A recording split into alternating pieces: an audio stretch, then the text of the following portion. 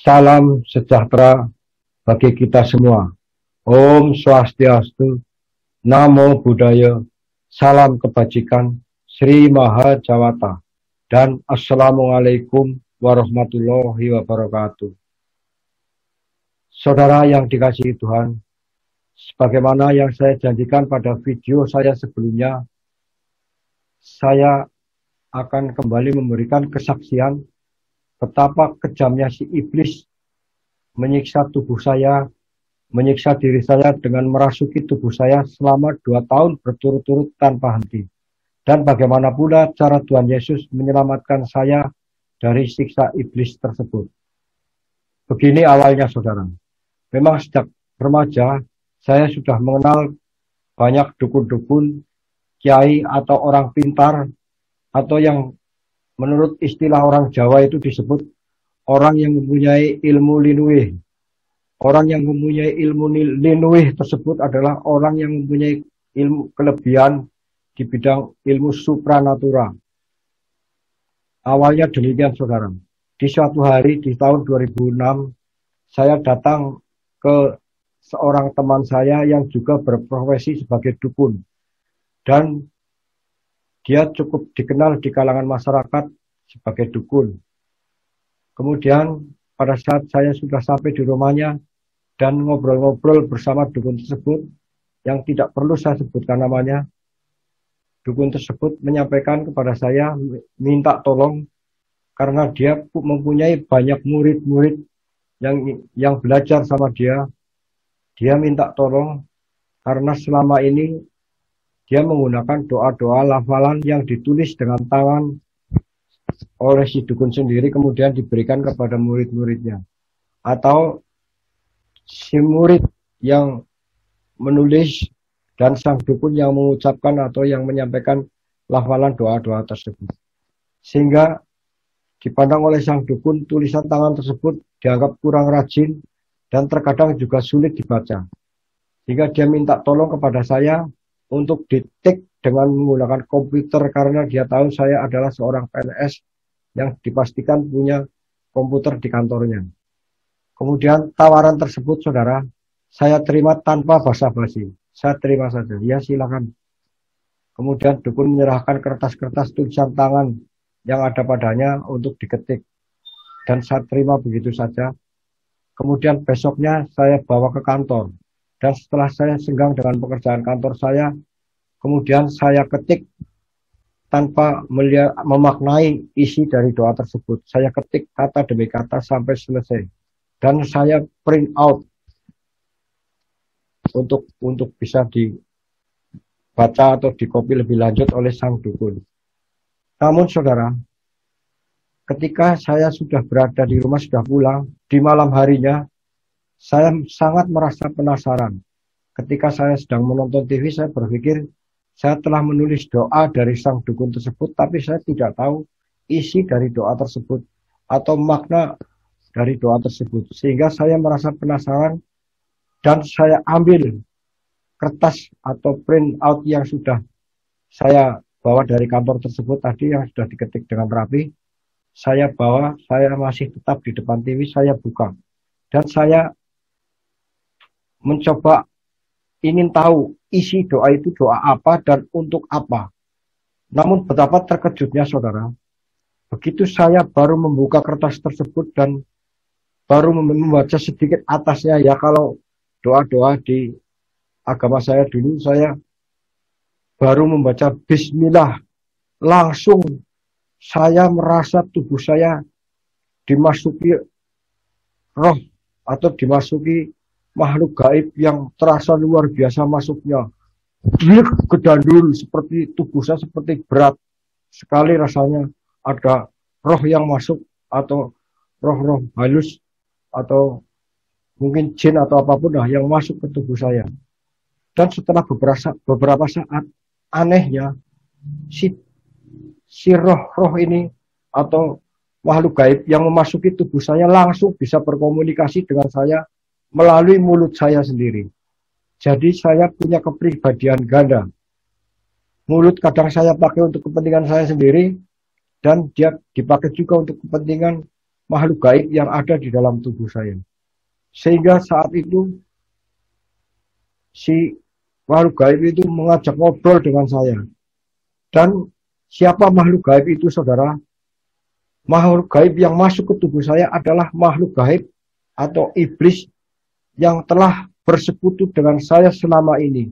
Betapa terkejutnya saya.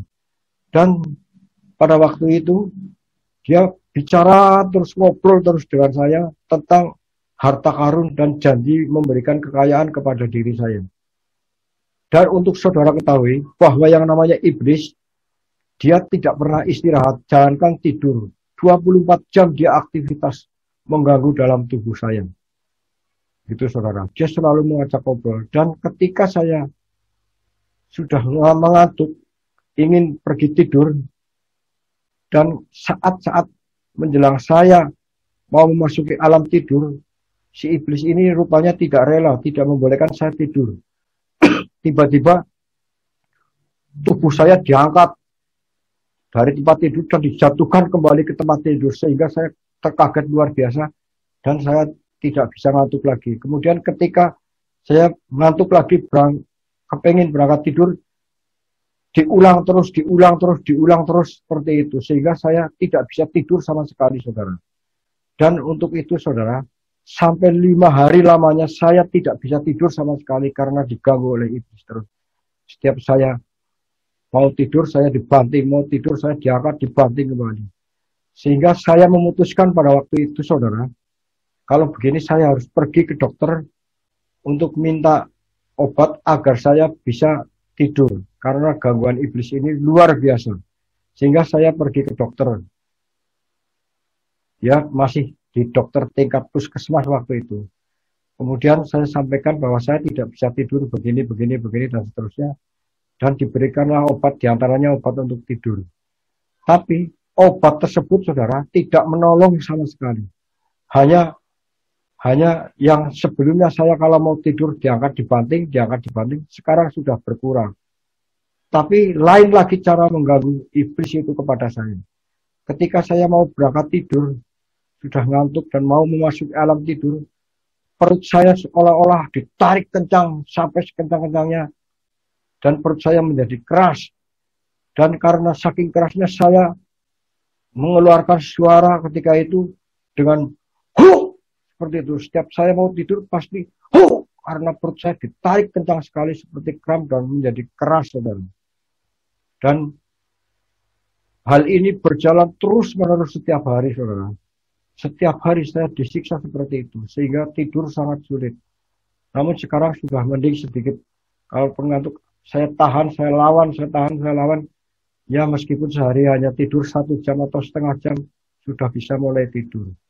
Untuk itu, saudara, dengan tidak ada efek yang saya harapkan dari obat tersebut, maka saya memutuskan untuk minta rujukan guna berobat ke rumah sakit yang memiliki fasilitas kesehatan yang cukup lengkap, sambil saya bermaksud untuk check up atas kesehatan saya, semua organ tubuh saya, barangkali ada kelainan di dalam tubuh saya. Karena saya meskipun saya tahu bahwa iblis yang mengganggu saya, tetap secara medis saya berusaha untuk berobat ke rumah sakit. Kemudian rujukan pertama, saya dirujuk ke rumah sakit yang namanya rumah sakit umum di daerah kami, dan dirujuk ke dokter saraf. Namun demikian, saudara, setelah beberapa kali saya berobat ke dokter saraf, sama sekali tidak ada hasilnya. Kemudian dari dokter saraf merujuk saya ke dokter ahli, dokter dalam, internis atau apa. Pokoknya saya dirujuk ke dokter ahli dalam, dan saya beberapa kali berobat ke sana.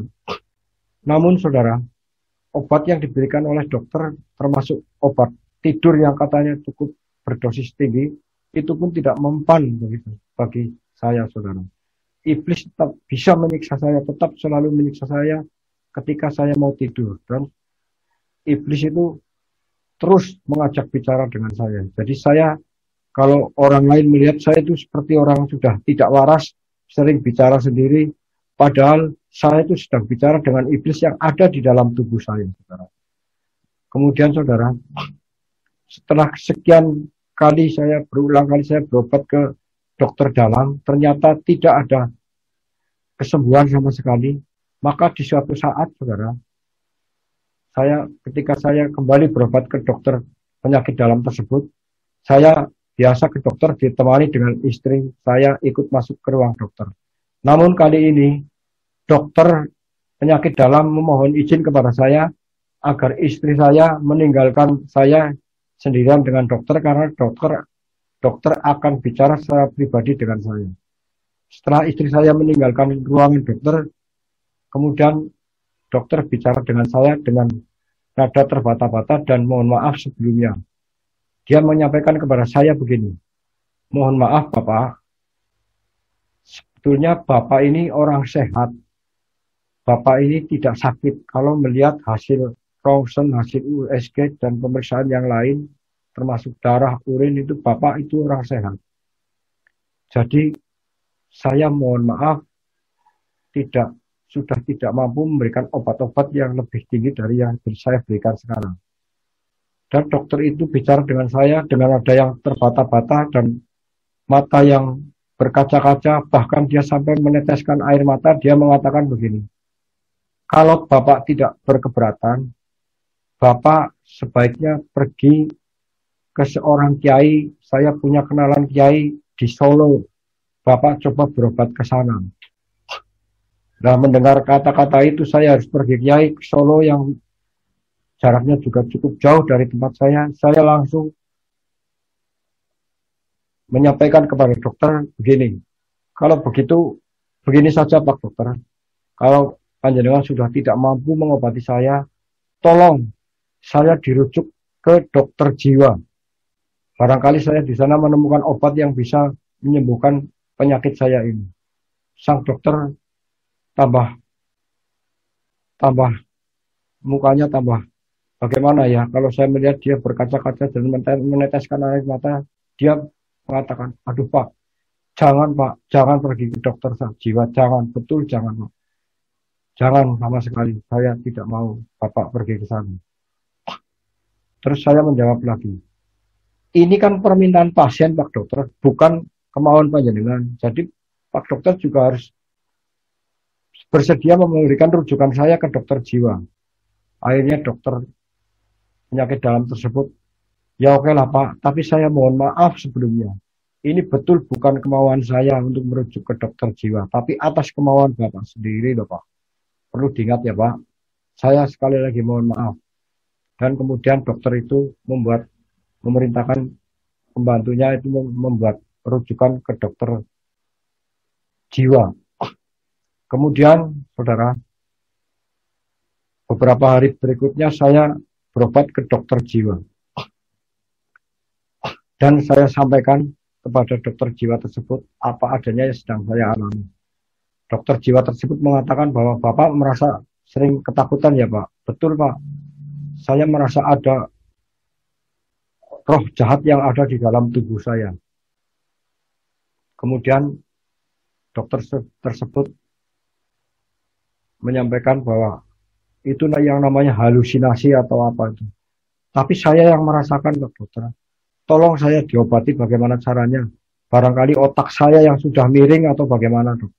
Saya menyampaikan kepada dokter jiwa waktu itu seperti itu. Saya mau diperiksa otak saya barangkali sudah ada yang tidak waras. Ya oke, kalau begitu Bapak silakan pergi ke ruang CT scan untuk dilihat otak Bapak di sana pakai alat yang namanya CT scan. Saya diberikan rujukan ke ruang CT scan di sana. Dan setelah di sana saya diterima di tugas di sana, saya di CT scan dengan alat yang besar, saya dimasukkan ke dalam sebuah lubang dan saya diminta supaya tidak bergerak dalam waktu 20 menit kalau tidak salah waktu itu. Kepala saya dipotret dari depan, dari atas, dari samping. Lengkap kalau tidak salah dari 4 penjuru ini dipotret semua. Dan setelah selesai, hasil potretan itu diberikan kepada saya dan saya kembali kepada dokter jiwa yang mengobati saya, sedang mengobati saya. Kemudian saya masuk ke ruang dokter lagi, dokter jiwa. Dia mengamati dan melihat analisa hasil laboratorium tersebut, hasil foto CT scan tersebut. Kemudian dokter jiwa menyampaikan kepada saya begini, Pak, Bapak ini orang sehat, Bapak ini tidak sakit. Saya langsung menjawab, saya tahu Pak Dokter, tapi saya merasakan ada sesuatu yang sangat mengganggu di dalam diri saya Pak Dokter. Nah ya terus kalau Bapak ini orang sehat, saya harus bagaimana? Itu dokter malah tanya kepada saya. Dan saya waktu itu, begini saja Pak Dokter, karena saya butuh istirahat, butuh tidur, maka berilah saya obat untuk agar saya bisa, kalau saya mau tidur, bisa tidur dengan mudah tanpa ada gangguan dari apa yang ada di dalam tubuh saya. Kemudian si dokter jiwa ini mengambil buku resep dan mengorek-orek, menulis resep di atas kertas resep tersebut, kemudian diberikan kepada saya. Dan saya suruh mengambil obat tersebut di apotek. Kemudian di salah satu obat tersebut ada obat yang sangat kecil warnanya oranye. Dan itu hanya dimakan setengah dalam satu hari. Berarti sehari saya hanya diperbolehkan makan setengahnya saja. Kemudian saya seminggu kemudian harus kembali kontrol ke dokter jiwa tersebut. Dan setelah 1 minggu saya kembali ke dokter jiwa tersebut dan saya menyampaikan apa adanya, bahwa saya masih kesulitan tidur atau masih sangat sulit ketika saya mau tidur. Dan kemudian dokter itu memberikan resep ulang dan menyuruh saya obat yang tadinya dimakan cuma setengah dalam satu hari, sekarang harus dimakan 1 butir dalam satu hari. Kemudian saya pun ikuti petunjuk dokter, saya makan 1 butir dalam satu hari. Kemudian saya kembali lagi 1 minggu, saya kontrol lagi dan saya sampaikan apa adanya tentang obat tersebut, bahwa saya tetap masih kesulitan untuk pergi tidur atau masih ada gangguan kalau saya mau tidur.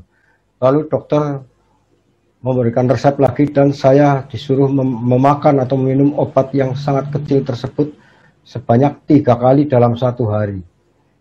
Kemudian saya laksanakan, barulah setelah saya minum 3 kali sehari obat yang kecil tersebut, tubuh saya menjadi lemas dan saya bawaannya hanya kepengen tidur, ngantuk. Dan ketika mau berangkat tidur, iblis sudah tidak bisa mengganggu saya lagi karena tubuh saya begitu lemah. Dan kalau mau tidur, tidurlah tanpa kesulitan. Demikian. Namun demikian efek obat tersebut sangat luar biasa saudara, bahwa saya kecanduan obat tersebut bertahun-tahun dan saya harus menghilangkan kecanduan itu dengan sangat sulit dan kerja keras atau usaha keras yang luar biasa. Setelah saya reda dalam kondisi saya agak membaik, saya harus menghilangkan kecanduan obat tersebut dengan cara saya sendiri.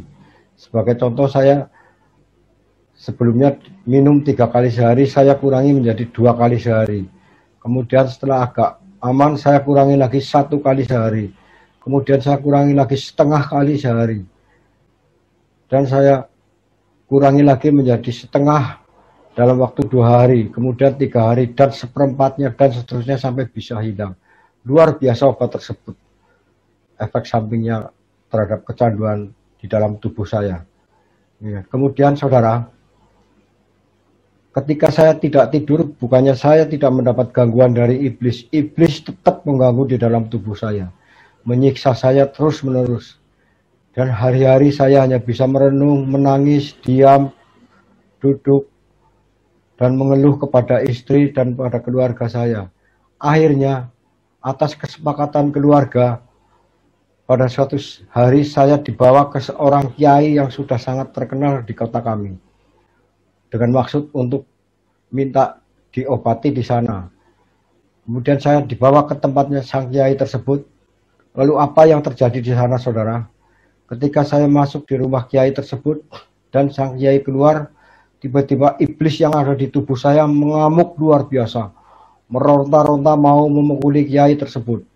Dan saya sempat dipegangi oleh keluarga saya dan beberapa orang yang ada di situ, karena kekuatan iblis yang ada di dalam tubuh saya menggunakan tubuh saya luar biasa kuatnya. Sehingga saya harus pegangi beberapa orang. Dan sang kiai pun tetap tenang saja dan dia komat kamit berdoa yang saya tidak tahu. Kemudian saya diberikan air untuk diminum dan akhirnya air tersebut tetap saya minum dengan maksud agar iblis ini bisa pergi dari tubuh saya. Tetapi apa yang terjadi, saudara? Iblis tetap tidak pergi dari tubuh saya dan tetap meronta-ronta, mau ngamuk, mau ngajak berantem dengan kiai tersebut. Akhirnya keluarga saya memutuskan untuk pulang ke rumah, membawa saya pulang ke rumah. Dan pulanglah saya ke rumah dengan keluarga. Namun baru sekitar 500 meter dari rumah kiai, iblis mengamuk lagi dan saya minta turun dari kendaraan. Saya turun dan minta kembali ke tempat si kiai tersebut untuk membunuh si kiai tersebut. Luar biasa iblis yang ada di dalam tubuh saya, saudara. Saya sudah sangat bingung dan saya hanya menangis, saudara. Tiap saat seperti gangguan seperti itu, tubuh saya dipakai yang luar biasa. Akhirnya dengan usaha keras keluarga saya bisa membawa saya pulang ke rumah. Dan kembali gangguan terus saya alami, saudara. Dan ketika saya mau minum, mau tidur, saya juga harus menambah dosis untuk obat yang dari dokter tersebut. Kemudian saking bingungnya keluarga dan istri saya berinisiatif dengan keluarga ini untuk mengundang sang dukun yang pernah minta tolong doa-doanya ditik sama saya waktu itu, yaitu dukun yang minta tolong ditikan doa-doa lafalan untuk murid-muridnya dipanggil ke tempat saya. Kemudian datanglah dukun tersebut dengan temannya. Tapi yang luar biasa, saudara, saya sangat malu. Begitu sang dukun tersebut datang, langsung dipukul pakai tangan saya. Dan di luar kendali saya. Dan saya tahu yang memukul adalah iblis yang ada di dalam tubuh saya, saudara. Dan saya waktu itu menyesal sekali. Saya menangis minta maaf kepada sang dukun itu dengan mengatakan bahwa bukan saya yang memukul kamu, tapi iblis yang ada di dalam tubuh saya yang memukul kamu, Mas. Jadi saya minta maaf. Alhamdulillah, puji Tuhan, sang dukun itu juga memaafkan saya. Dan dia pun setelah mendoakan saya, sepertinya dia pulang. Tapi keesokan harinya, dia datang lagi dengan membawa gurunya, si dukun tersebut atau seniornya. Tetapi kembali lagi setelah masuk ke rumah kami dan bertemu dengan saya, langsung sang senior tersebut juga dipukul begitu saja, tanpa belas kasihan sama sekali. Dan kembali lagi saya sangat menyesal, saya menangis, saya minta maaf, bahwa saya tidak mungkin memukul tamu saya. Tamu adalah sesuatu yang harus dihormati. Ini adalah iblis yang ada di dalam tubuh saya yang memukul panjenengan, Pak. Jadi saya mohon maaf.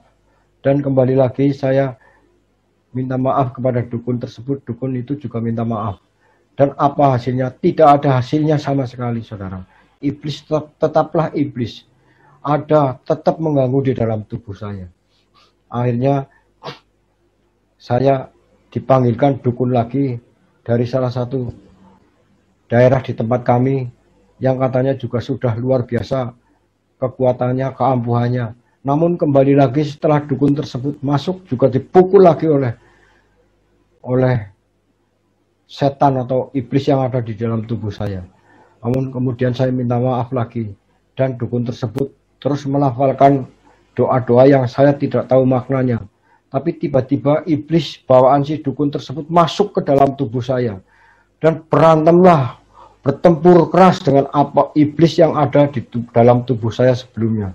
Luar biasa, saudara. Tubuh saya dijadikan arena perkelahian iblis. Sangat menyakitkan bagi saya dan saya sempat menangis, meminta tolong kepada si dukun tersebut agar iblis yang ada, yang dimasukkan ke tubuh saya dicabut kembali supaya tidak berantem dan mengakhiri pertengkaran iblis di dalam tubuh saya. Tapi ternyata, saudara, dukun tersebut tidak mampu menarik kembali iblis yang sudah masuk ke dalam tubuh saya dan berantem di dalam tubuh saya. Rasanya luar biasa, saudara. Ya sakit, ya kena pukul dan sebagainya ini di dalam tubuh saya, saudara. Kemudian sang dukun itu pun pulang dan iblis yang dibawanya tetap masih ada di dalam tubuh saya. Tapi saya berusaha keras untuk ikut juga melerai dan melawan iblis yang ada di dalam tubuh saya. Akhirnya kondisi sampai agak reda. Kemudian datanglah kembali keponakan saya sendiri yang menjadi dukun. Dia punya peliharaan seekor buaya iblis. Iblis tapi dari buaya. Iblis tersebut dimasukkan ke tubuh saya, saudara. Dan luar biasa bertarung kembali. Dan ketika menguasai tubuh saya, iblis itu meminta sesaji, ada telur ayam dan sebagainya, macam-macam.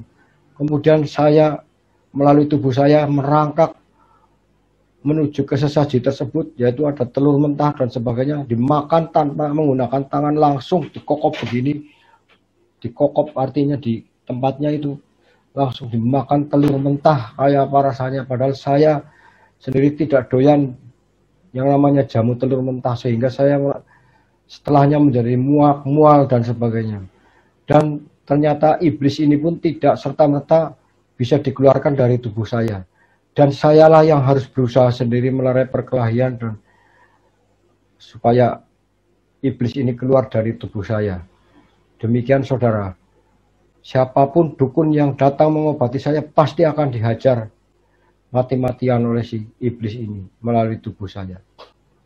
Lalu, saudara, pada suatu hari kemudian kembali keluarga saya berkumpul dan dari kakak saya memberikan informasi bahwa di daerah tertentu, yaitu di Cilacap, saya sebutkan namanya saja, ada seorang pelayan doa yang bisa juga untuk mengusir iblis dan sebagainya.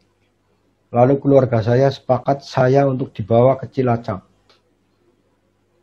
Kemudian saya pun dalam kondisi sehat, saya pun siap bersedia dan saya membawa kendaraan sendiri, saya setir sendiri. Tapi pada saat itu saya sudah berpikir kalau terjadi sesuatu di jalan dengan gangguan iblis, saya harus bagaimana? Maka saya mengajak keponakan saya sendiri yang bisa menyetir kendaraan atau mobil. Ternyata betul, saudara. Kira-kira kurang 5 kilo si iblis ngamuk di dalam tubuh saya, padahal saya dalam kondisi membawa kendaraan. Sehingga dengan hati-hati kendaraan saya tepikan, saya berhentikan, dan saya minta tolong kepada keponakan saya untuk menghentikan setir, menyetir mobil ini sampai ke rumahnya. Saya jelas kalau saya sudah tidak mungkin karena iblis ngamuk minta kembali saja ke rumah. Kemudian sampai di depan rumah itu saya turun dari mobil dan baru turun dari mobil si iblis ini sudah meraung-raung menangis luar biasa, teriak-teriak. Yaitu dengan mulut saya, dengan tubuh saya. Dia menangis ketakutan. Yang saya rasakan iblis ini sangat ketakutan ketika sampai di depan rumah. Ternyata si iblis ini punya perasaan, ternyata ini adalah bos saya atau rumah Allah lah katakanlah di itu. Sehingga dia sangat ketakutan.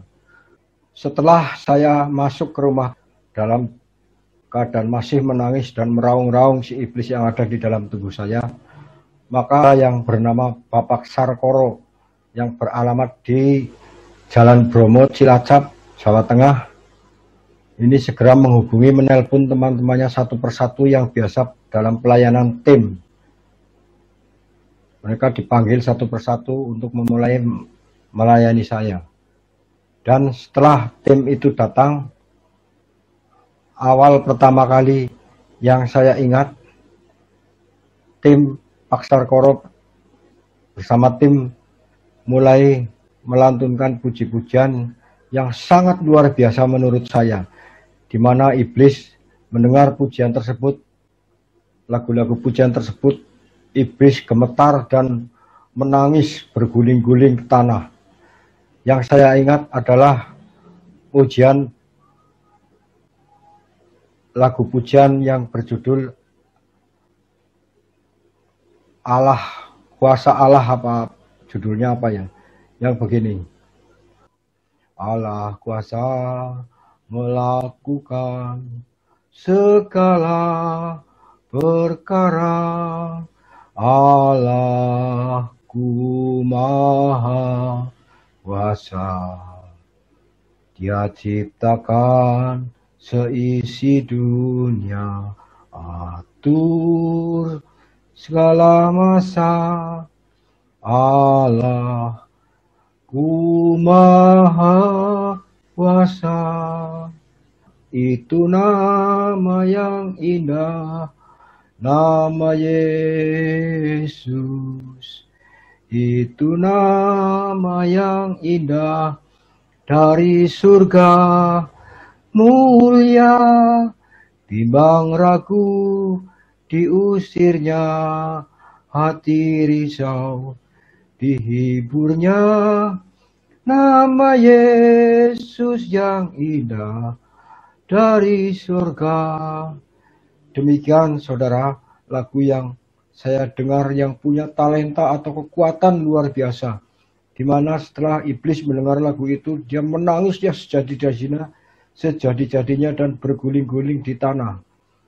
Dan kemudian dilanjutkan doa-doa oleh tim. Namun sementara saudara, kami mohon maaf, video saya cukupkan sampai di sini dulu. Dan untuk mengetahui bagaimana Tuhan Yesus bekerja di dalam tim tersebut, nantikan video saya untuk episode selanjutnya atau episode yang ketiga.